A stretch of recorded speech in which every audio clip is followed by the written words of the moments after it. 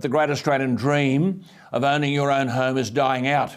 Key workers who drive our cities, police officers, teachers, nurses and firefighters, can no longer afford a house in our capital cities.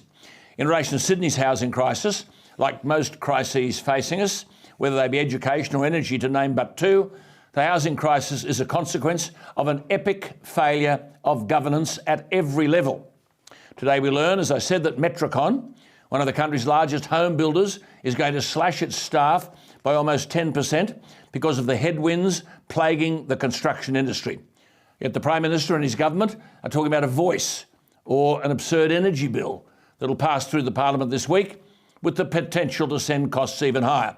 Nonetheless, in the last 12 months, the construction industry has copped it. Supply chain disruptions, skilled labour shortages, skyrocketing material costs, extreme weather events. So ProBuild, Privium, BA Murphy, Condev, ABD, Waterford Homes, Pivotal Homes are amongst the construction industry's casualties of the past 12 months. The result is suppliers, small business and tradies are owed significant amounts of money and they've got no future income. It is Homelessness Week. Homelessness Week. It's hard to say, isn't it? And I note today that Julie Collins, who's the Federal Minister for Housing and Homelessness, is arguing that 116,000 Australians on census night in 2016 were homeless. She rightly says it's a figure that should shame us as a wealthy, prosperous nation.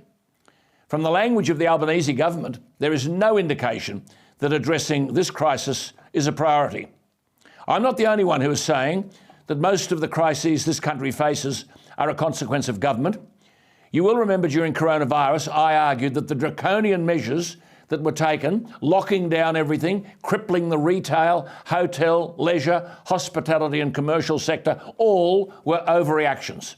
Well, the construction industry copped it, as you know. Remember in New South Wales and Victoria, shut down for 2 weeks. The blunt reality is that low to middle income earners, have no hope of home ownership.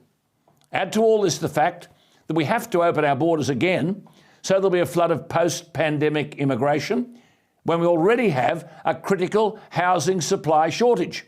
So affordability will get worse. Let me cite this. Australian cities have not built enough housing to meet the needs of our growing population.